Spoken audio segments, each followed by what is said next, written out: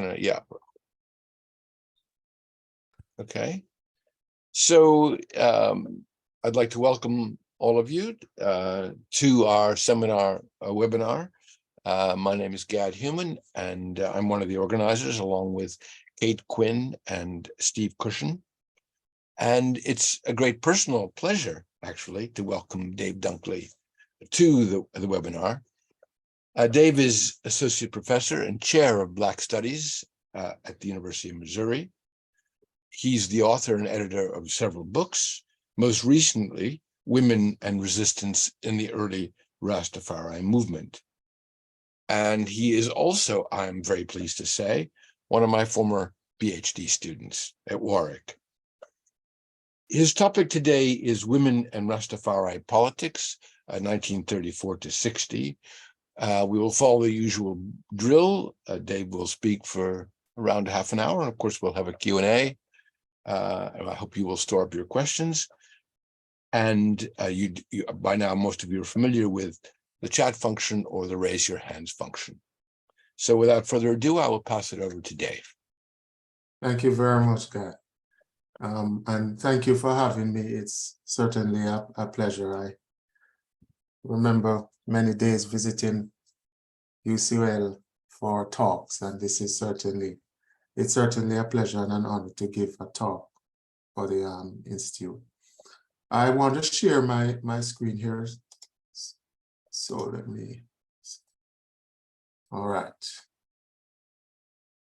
So I want to talk a little bit about the early Rastafari movement and focusing a lot on women and their politics, and particularly the what I call the socialist and Black nationalist contributions of early women to the movement.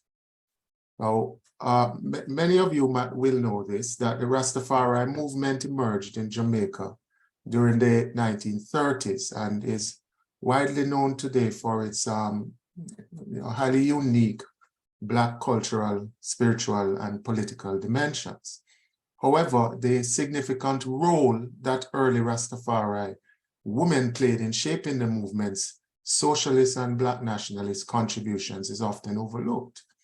So what I want to do in this talk is to examine the lives of some of these pioneering women and their impact on the Rastafari movement and Jamaican society, focusing on their commitment to communal living, education, and engagement with political activism. In August 1934, Del Rosa Francis, a Rastafari woman from the Seafort district in the parish of St. Thomas, Eastern Jamaica, was charged by the district constable, Robert Powers, for assaulting a police officer and disturbing the public peace. The charges led to a trial, and Francis eventually organized 7 witnesses in her defense, including 4 other women associated with the Rastafari movement: Rachel Pattison, Francella McNeish, Gertrude Nathan, and Amelia Gordon. What is interesting is that the women did not hesitate in relentlessly supporting Francis in her attempts to defend her rights to justice and fairness, and were very critical of the colonial systems, government's handling of Black people, especially in relation to the security forces and the courts. And when you go into the petitions, they also assert quite clearly that they did not agree with this colonial government ruling over Black people in Jamaica, and that in line with the Rastafari ideology, they wanted the British government to hand over the colony to the Ethiopian empire. So in addition to that, they also asserted something very interesting, which was that they should not be treated as outcasts of the society due to their Rastafari identity. And this becomes very interesting later because scholarship picks this up and used it as a framework for assessing the Rastafari movement in its early stages. But for the women in this instance, they were articulating that this was the colonial perspective on the movement, that it was not an outcast, that it was really deeply connected to the ideas, aspirations, and culture of the majority Black Jamaican, the Black majority in Jamaica. The witnesses in Francis's case claimed that Powers was the one who violated her rights to freedom of speech and freedom of worship. They accused him of assault and disturbing the peace. And in September 1934, they submitted written petitions to the acting or interim governor of Jamaica, Arthur Jelf, maintaining that the case was also unfairly adjudicated, as it was presided over by justices of the peace who were not professional judges and who were acquainted with Powers and really conspired with him to imprison Francis and her supporters. They requested a trial by a resident magistrate who was the professional judge, and they believed that this judge should be objective because of his position. The whole case was not resolved in their favor. But what I use it to do is to really point out the implications that were raised by these women for agents of the British colonial government in perpetrating injustices against poor Black people and their assertion that they expected redress. And this was also a strong indication that the colonial government needed to go. What they were essentially articulating was the Rastafari's concept of Black nationalism. Embodied by the Rastafari woman, this concept centered on promoting African consciousness, cultural pride, and political self-determination for people of African descent in Jamaica. The women also showed a rejection of the Creole nationalist agenda that would develop with the political elite in that came about in mostly in the 1930s and 1940s under the JLP and PNP political parties. So the Creole nationalist agenda for them sought to unify Jamaica through a blended cultural identity. But they wanted something more in favor of an Afrocentric approach, emphasizing the importance of the African heritage and traditions. They advocated for the reclamation of their African roots and developing a strong sense of self-worth, independence, and empowerment around that African consciousness, especially among the Black majority in the country. Their socialism emphasized the importance of collective ownership and self-sufficiency and the equitable distribution of resources. Now, this form of socialism was primarily aimed to counteract the social and economic inequalities that they believed had been perpetrated by the colonial system, and which they thought would foster what they conceived of as a just and fair society. And they played a very prominent role in promoting this socialism through their active participation in establishing and maintaining the earliest Rastafari self-sufficient communities. The ones I talk a lot about are Pinnacle, which was established in 1940, the ARC, with the African Reformed Church of Christ, which we'll come back to later on, that was established in the 1950s, and the International Peacemakers Association that was established in 1966. And these were communities where land and resources were managed collectively for the benefit of all, and the women were a big part of that commitment to economic empowerment and fair land distribution through collectivism. And for them, this was also a way in which to challenge any disparities related to gender, to class, and race. Francis's case, in essence, if we go back to that for a little bit, essentially emphasizes the resistance and actions of the early Rastafari women to protest injustice and oppression caused by discrimination against their Rastafari identity and what it stood for. However, the lack of empirical research on these women has, for a very long time, helped to maintain the impression that they were docile and submissive to men within and outside the Rastafari movement. As recently as 2012, and there are others, there was an article in the Jamaica Observer asserting that in the early years of the movement, meaning 1930s through the 1950s, the profile of the Rasta woman was generally very low-keyed.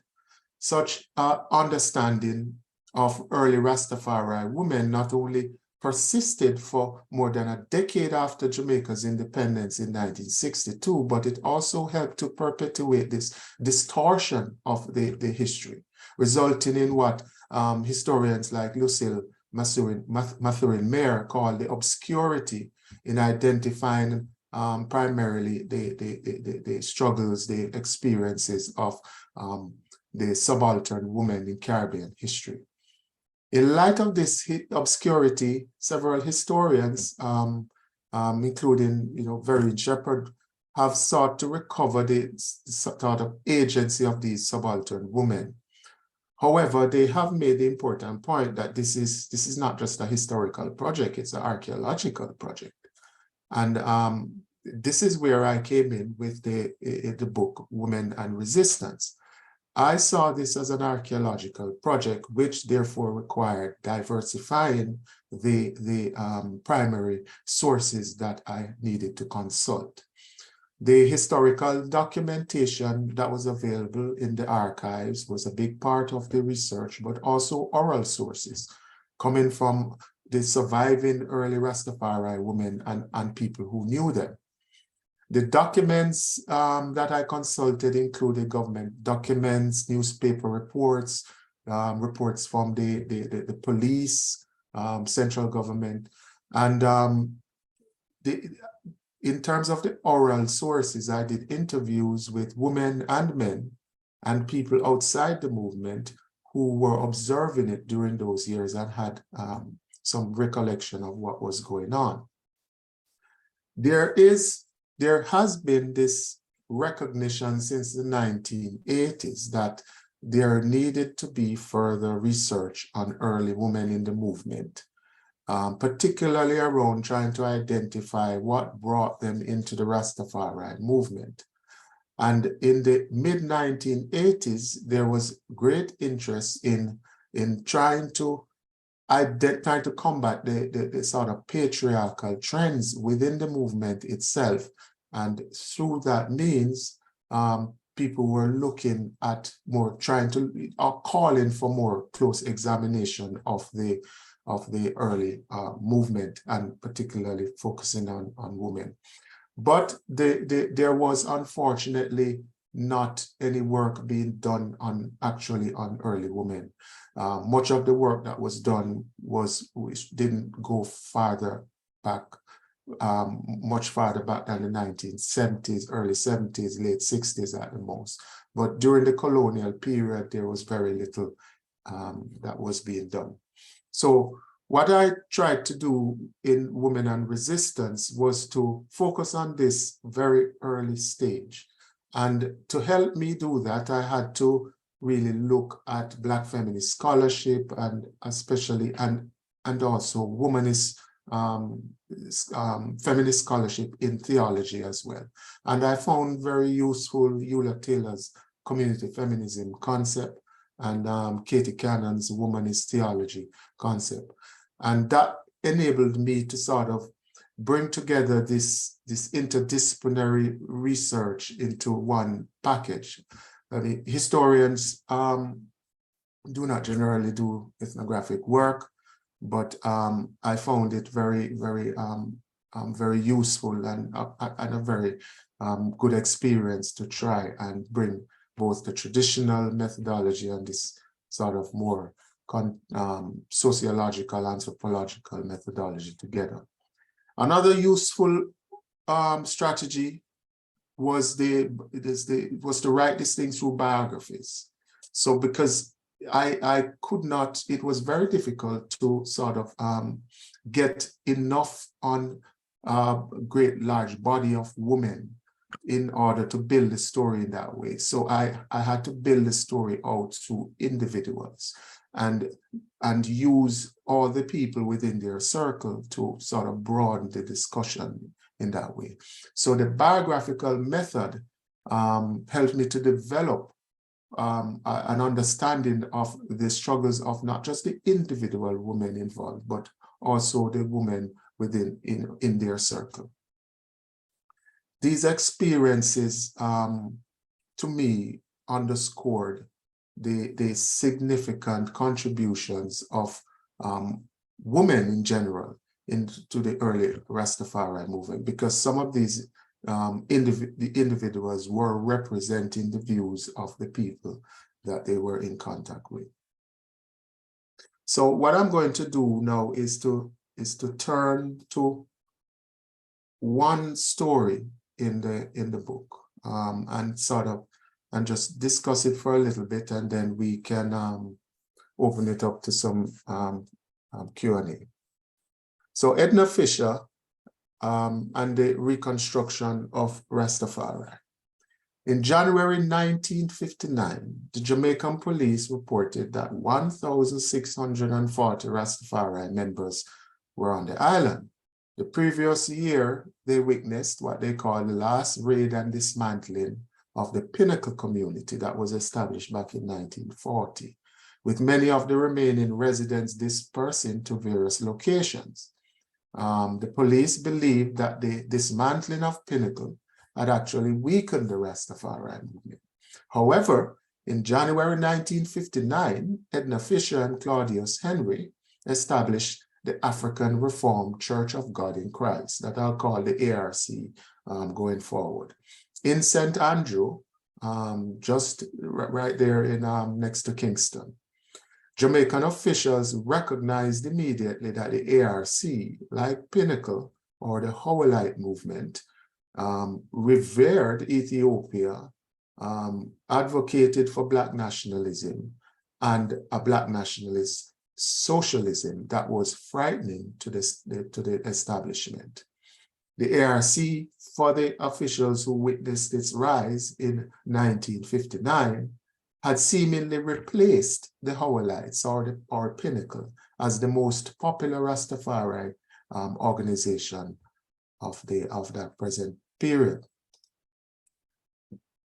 Fisher was among the ARC's two leaders, along with Henry, who based this church on Black nationalism and also this idea of repatriation back of Black people to Ethiopia if they so desired.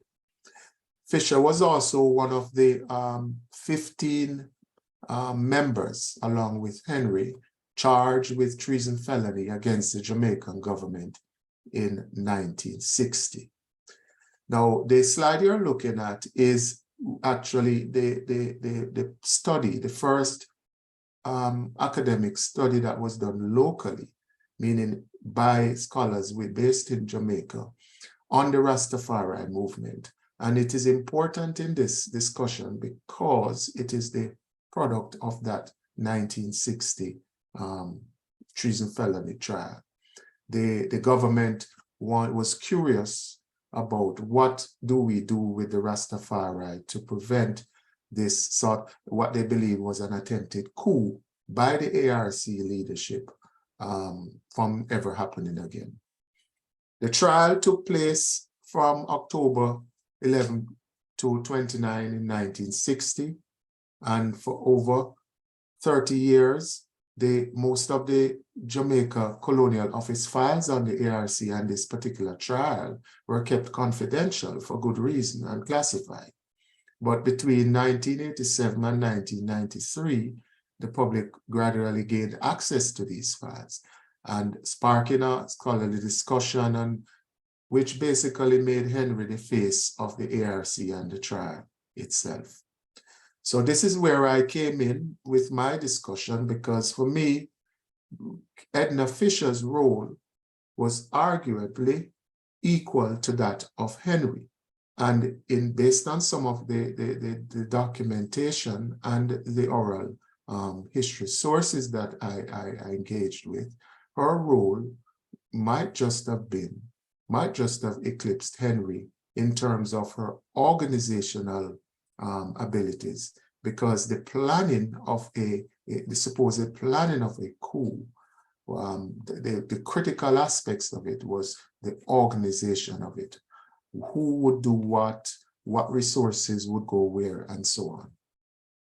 Although the government focused press reports portrayed Henry as the ARC's leader, the organization itself primarily originated from a prayer circle formed by Fisher.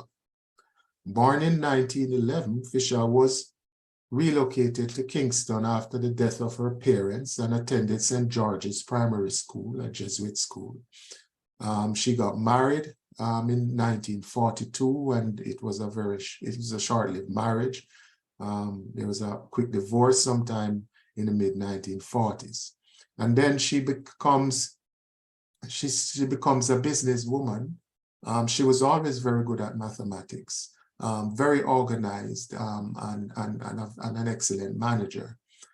She established a fish vending business and eventually used the proceeds from that business to purchase land and to build a house on 78 Rosalie Avenue in St. Andrew, which then becomes the headquarters of the ARC once it gets going. But before that, she used to host meetings of her prayer circle with about 35 women, many of whom, like her, were also members of the Ethiopian World Federation, which was that organization that was established in response to the Italian invasion and subsequent occupation of Ethiopia in 1936 to 1941. And this was the federation was a way for the Ethiopian empire to sort of reach out to the diaspora, the African diaspora, for assistance in the struggle against the Italian occupation. So Fisher joined the federation. So she was always very much into the Black Afrocentrism and the politics of Black anti-colonialism and so on. And I think that it was during her interactions with the Ethiopian World Federation that she started interacting with Rastafari and became a Rastafari before she encountered Henry. She was also previously a member of the Daive movement, the UNIA, the Universal Negro Improvement Association, before forming the ARC with Henry. So through her connections with the EWF, the Ethiopian World Federation, the UNIA, and Rastafari, as well as her connections as a businesswoman, Fisher had built up a vast network of people that included fellow Black nationalists and particularly women who shared her political views. In 1958, Fisher decided to join forces with Henry to expand her prayer circle into the ARC after meeting Henry at the Palisades Airport in Kingston, what's later called the Norman Manley International Airport. The prayer circle led by Fisher had many women who were also members of the EWF and the UNIA. And then they were also interested in expanding their circle beyond the 35 or so members to grow the influence of Black nationalism in the way they understood it, particularly around the idea that gender equality and so on. So that's how the relationship between Fisher and Henry materialized. Together they officially launched the ARC in 1959, and which became the most popular Rastafari organization at the time. There were others, of course, but the numbers that were being reported both by the organization itself and by the police outstripped that that was reported by the other organizations. They claimed something like between 1,000 2,000 members at the time of inception, and then by the time of the trial it had gone up beyond 2,000. And then during its resurrection later in the 1960s, in 66, it had like 4,000 members. So in 1960, Fisher, however, and 14 other members of the AIC were charged with this treason felony charge, marking the first and actually the only treason felony case in Jamaican history since the law was passed after the Morant Bay Rebellion in 1865. So this law actually came out of that rebellion as a way to sort of prevent it from happening again. And the law was actually passed in 1869. The trial generated a great deal of public interest as well as scholarly debate. And the university report, which I showed you previously, was one of the results of that debate. Fisher was consistently identified as the key organizer and a leading person in the movement in a lot of the press reports. But the scholarly debate and the public interest focused on Henry and made Henry the face of the entire thing. So what is interesting too for me is how the press reports, when we look at them carefully, how they depicted Fisher. This is a sort of my reading of the reports from the raid on her premises once the police had made the decision that they were going to go in, and there was enough evidence based on the surveillance that something was being planned. So the police raided her premises, revealing incriminating evidence, including machetes, knives, other weapons, batons, uniforms, ammunition, detonators, dynamite, ganja. Not to say that that's a weapon, but they did confiscate it. And the infamous letters to address to Fidel Castro. They found these letters, of course, and others have commented that they didn't find any response. So, but most of the evidence, however, came from room A, Fisher's bedroom. And the deputy superintendent who was in charge of the raid, McIntosh, started this search in her bedroom, where he also discovered, he said, a parcel of 7 sticks of dynamite and a coil of fine wire and a dagger. 5 cartons, 4 sealed and other unsealed, including electric detonators, were found behind the wardrobe. All right. The police also found in her room that letter addressed to Castro, signed by 12 persons, including Edna Fisher, who signed with the caption you see there on that picture. And by the way, that's a picture with her and Henry. I don't know who the other, the younger man is. And it says Edna E. Fisher, the brigadier. Henry, curiously enough, did not sign the letter, but the court retained it as evidence of the coup. Fisher attempting to explain her signature on this incriminating letter, stated that she signed it unaware of its contents or that Castro would be the recipient. She indicated that her role in managing the ARC often included signing multiple documents that she did not have much time to read.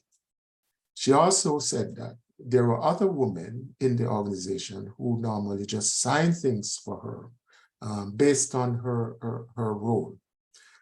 But what is interesting is that when they also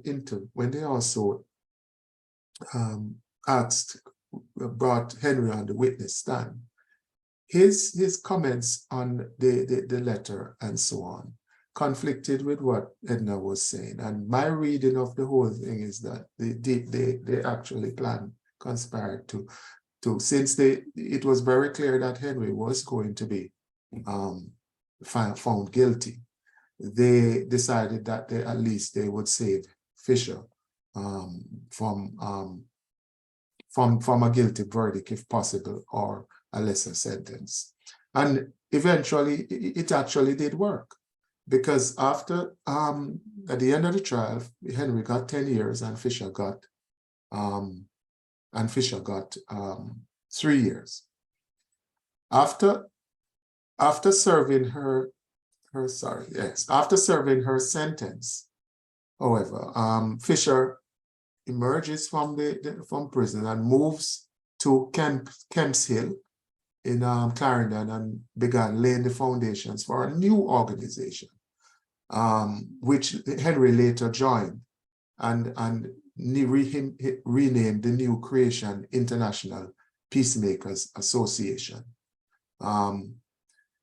Following his release from prison in 1966, because he got early release, he spent 6 years, Fisher spent 3 years. He and Fisher also got married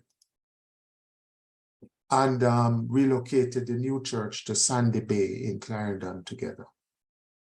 The organization actually expanded during the 1960s, but what is critical is that this expansion had started before Henry even arrived on the scene. And many of the people who were now joining didn't know Henry. Henry claimed that by 1967-68, this is like 1 year after, they had 4,000 followers, of whom 1,000 were active members. However, Fisher was the one who had resurrected the church at Kemp's Hill, and many of the young people there never met Henry until several years after the community restarted. One person that I interviewed said that she never knew Reverend Henry until he was released from prison in 1966. And these were not like very young kids. They were, some of them were adolescents and teenagers. Fisher had established the fish shop at Kemp's Hill and a bakery, which were then transferred to the compound called Bethel at Sandy Bay. So everything you see depicted in those pictures there were things that were happening at Kemp's Hill, and then were just transferred. The bakery, the block making, and the school, which becomes known as the Peacemakers Ethiopian School. The members still considered her and referred to her as the mother, the protector, and guardian of the community. And they said that when Henry came out of prison, he played a very subdued, minuscule role in the beginning. And their thoughts on it was that he didn't want to intrude too much on what Fisher had been doing. He wanted to sort of transition into it, and because she was, as they said, the chief organizer, and she organized all the external and internal bonds of the movement, having also kept it alive while Henry was in prison. So this is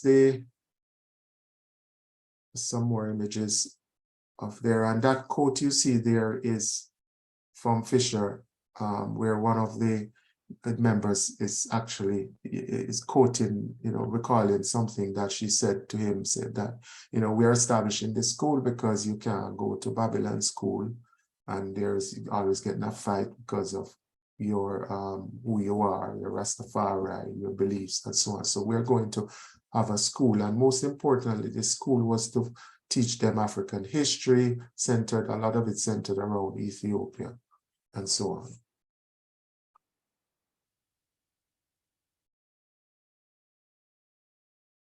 So in 1970, however, after a 7-year stretch as resuscitating this organization. Fisher was gruesomely killed. And the slide you're looking at is the funeral procession. And interestingly enough, it had the pictures of other people, members of the organization who had been slain as a result of either the coup that they were implicated in previous to that, and it also depicts some of the leading politicians of the day, particularly the JLP politicians, because of they were the ruling party at the time. So in the book I do lay out the gruesome murder in great detail. So I won't recount it here. But what I want to say is that many members believe that her death began the organization's decline. Jonathan Reed, for instance, asserted that I am not a fool. I was here when Sister Edna died, and it was widely stated and agreed that it was Miss Edna who was primarily responsible for the upkeep of Reverend, that's Henry, and his organization. Therefore, removing Sister Edna out of the way would sink the ship. And it indeed seemed as if it sank the ship. The account books which I looked at, looking at their economic activities, because a lot of it was about economic self-sufficiency, because they had decided now, at least Fisher had decided from the Kempsey days that, look, we're going to focus a lot on building economic capacity, because if we don't have the money, we cannot actually build this movement and defend it against the Jamaican officials. So the accounts book after her death show several financial irregularities very quickly, like the month after she passed, and there was asset depreciation that was very apparent, thefts, which were and numerous unexplained personnel dismissals are all emerging from the records. So she was really keeping this thing together, and I don't think Henry had the ability to do this work. He was more of the theological leader of the movement. Burnett Hall, a member of the Peacemakers Association, from the time it was known as the ARC, also noted that after Fisher's death, administratively speaking, there was a downturn. And Henry himself became too trustworthy because he no longer had Fisher to rely on to do that work. So, and he couldn't do it himself. So he became too trustworthy, Hall said, and these other people began stealing and undermining the organization and each other with the hope of achieving power. And there was a power struggle, and the vacuum left by Sister Edna's death was being filled by undesirables. So this is what you're looking at there is the picture of the funeral, and clearly from the crowd gathered, you will see that she was quite popular. So let me just wrap this up now, and then we can go into some questions. So overall, what I tried to show is that women's resistance in the early Rastafari movement, yes, it was shaped by their environment, but also their ideas about their own civil and human rights as women, as Rastafari people, and as Black people. Primarily, they were interested in liberating the country from white rule. Additionally, and in doing so, they occupied leading roles in the movement in its early stages, participating in the protection and facilitating the growth and development of this movement. The male-centric image of the early Rastafari movement, I think, was primarily a consequence of patriarchy both outside and inside the movement. And that's a big part of the story I do tell in the larger work. To tell the story, the women, some of the other women I focus on are Miriam Lennox, who was very good at, explaining the theological beliefs and ideas of women. Florence Stewart, who was very good at recounting the different strategies that women use in defending the movement, including defending men. Audrey Lewis, whom I saw as the brain trust, the historian of the movement, somebody who told you the story in great detail, and was very conscious of the epistemological importance of this woman, and in particular being able to tell the story. And of course Edna Fisher. And then there is also Tenet Bent, who was married to Leonard Howell. And Bent's story is interesting because it's also a story about the middle class involvement in a movement which we have traditionally viewed in the early stages as mostly about the politics of the peasantry.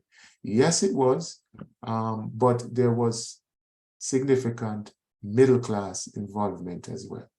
So I'm going to end it there. I want to suggest, since I have to play the role as a teacher as well, I want to suggest that, these are some of the themes I think are possible based on the information I saw available from the traditional archives, and as well as in terms of the oral history, that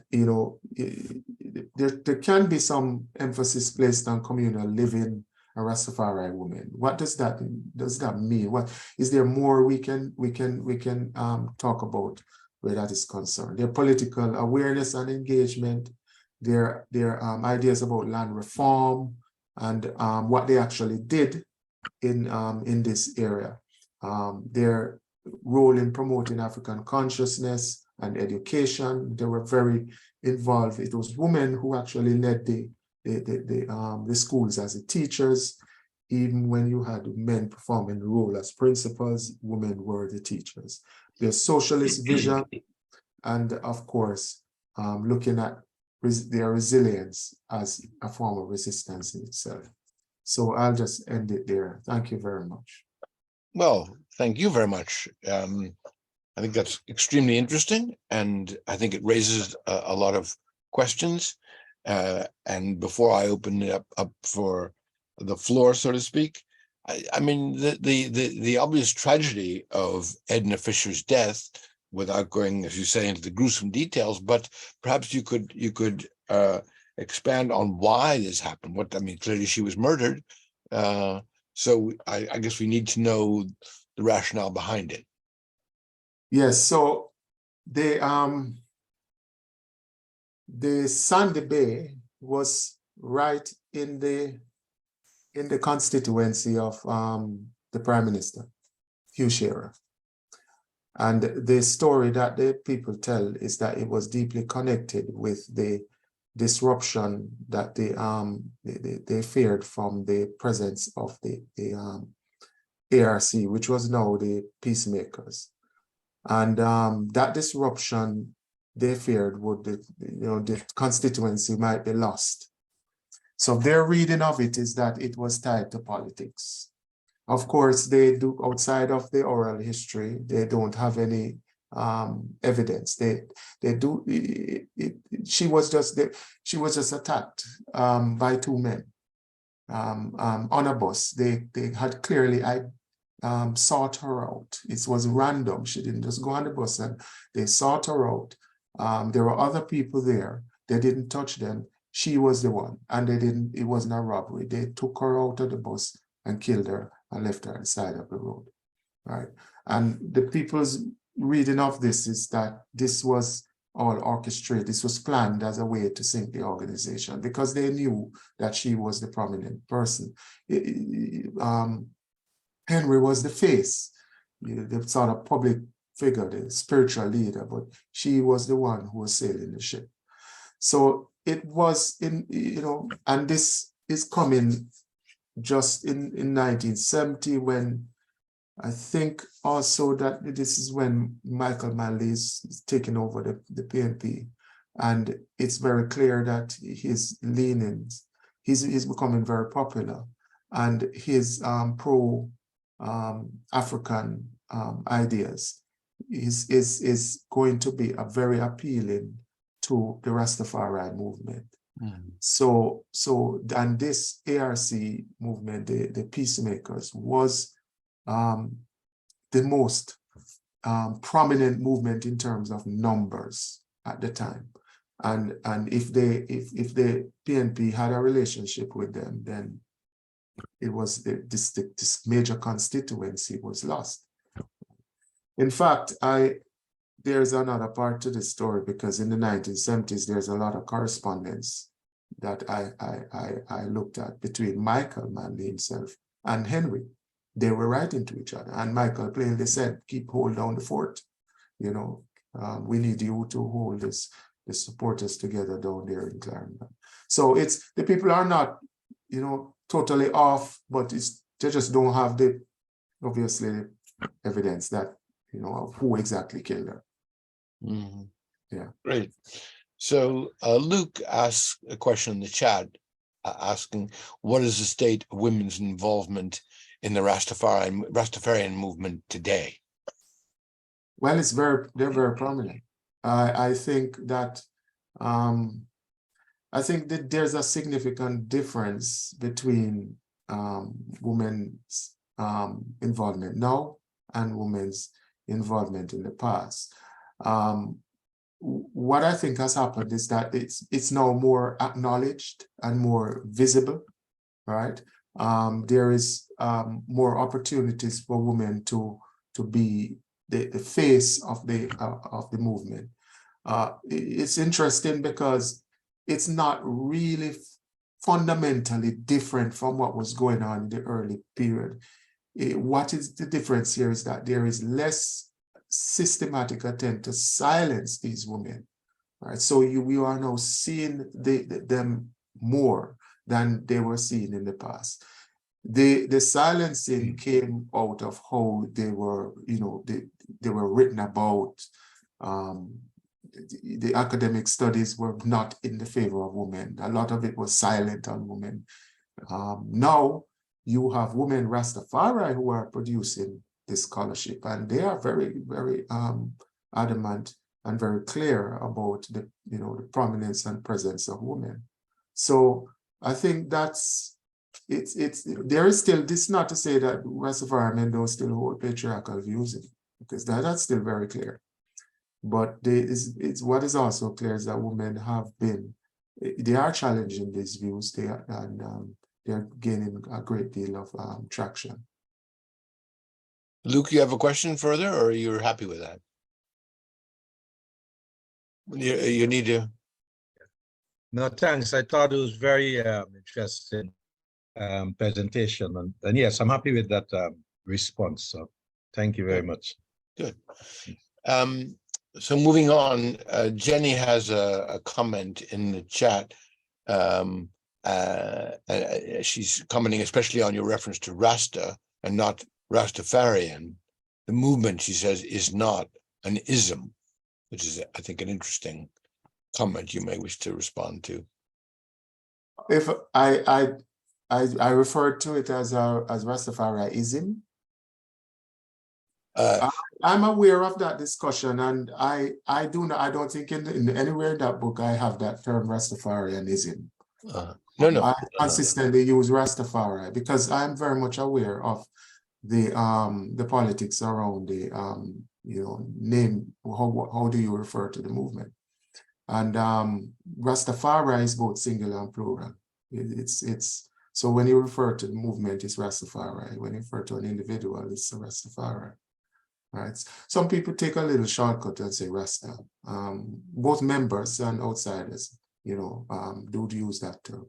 But yes, I agree with you. The Rastafarianism is, because there is, there is the theology part of it, and it's very, we have to be careful how we craft the conversation. So we have in the chat, Weibing could open, yeah? Yes, could I hear me? Could you hear me? Yes, Thank you. Thank you for your wonderful speech and your speech on the crucial role of the women in the black nationalism and the Rastafari movement is very clear to me. I just like pick up a term you just mentioned, like, because I'm not very familiar with the political parties in Jamaica. So you mentioned Creole nationalism as well. I just wonder what is the difference between Creole nationalism and the Black nationalism? Is that a movement held by some people of different ethnicity and class? Yeah, sorry, it might be a little bit like the question might be a little bit stupid. No, it's a very good question. So the way in which Creole nationalism for the early Rastafari was an attempt to sort of craft a blended national identity that would incorporate all the different groups of people in terms of race and ethnicity that comprise the Jamaican population. So it would include acknowledgement of the European components, the Asian components, and the African components.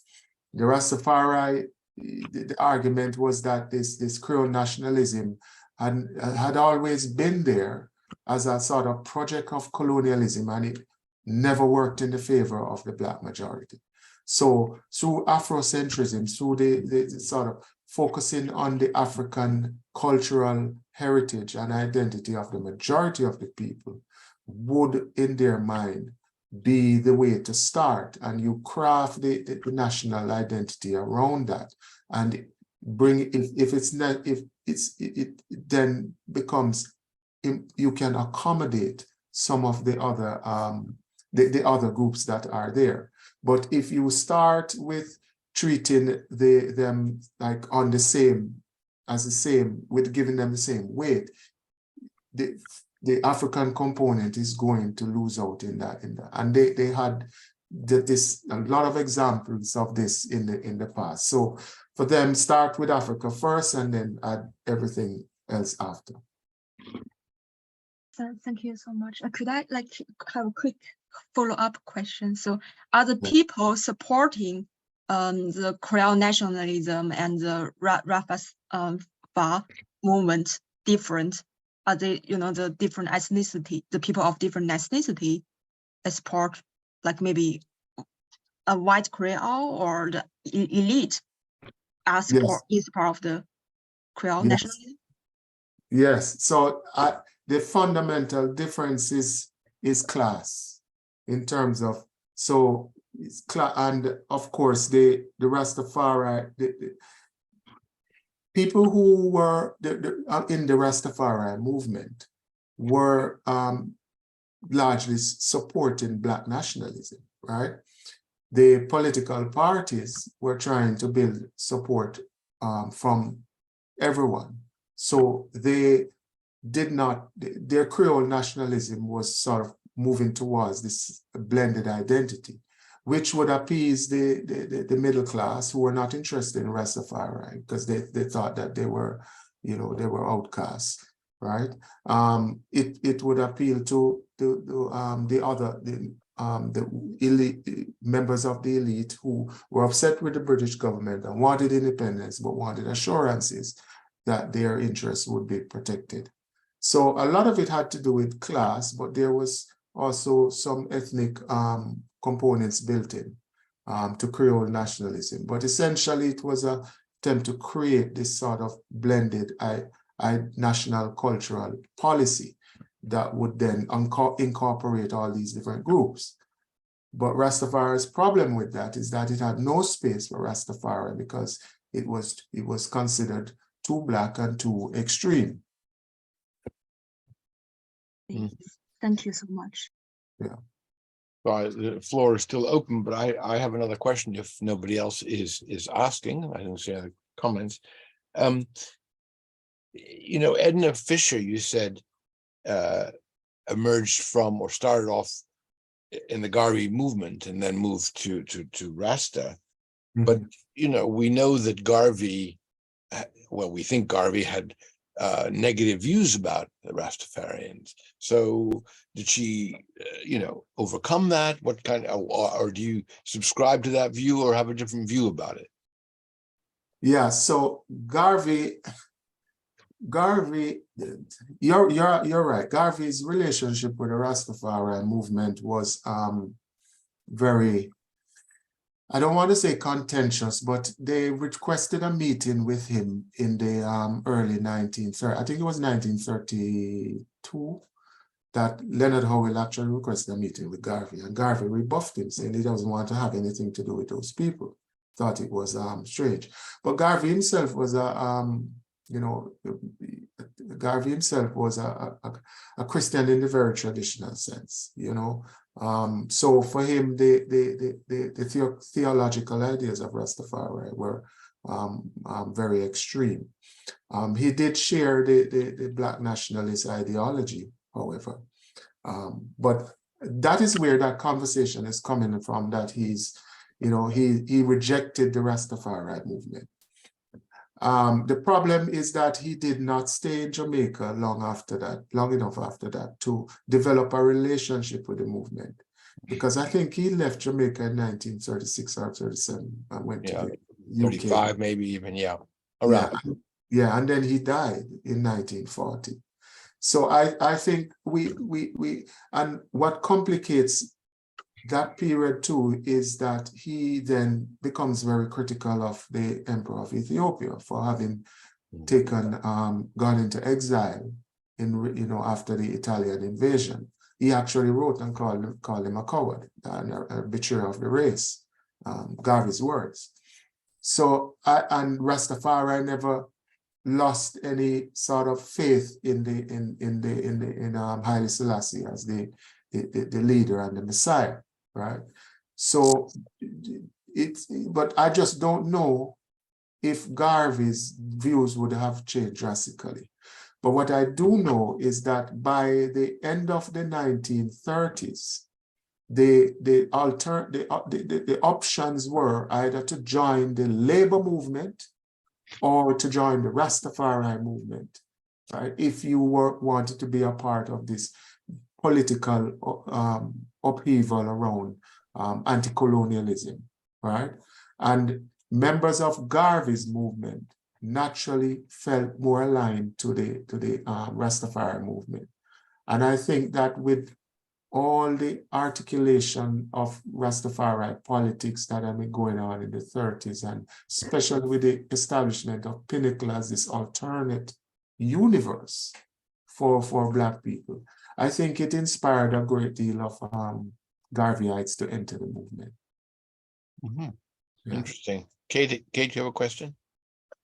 Sorry, I'm aware you have to go, so if I can slip one in very quickly. Thank you so much for that talk, which was really enjoyable. I wondered if I could ask you whether you agreed with Professor Bobby Hill's assessment of the report on the Rastafari as a kind of collusion between UE academics, in particular MG Smith, and the security state. Yes. The authority. Oh, man. I was hoping I wouldn't get that one.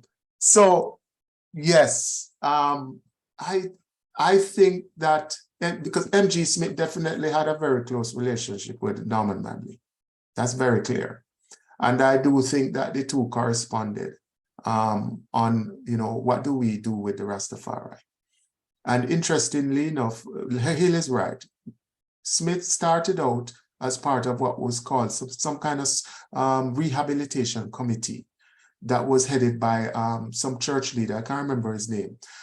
And then he got the opportunity to lead his own group to investigate the Rastafari.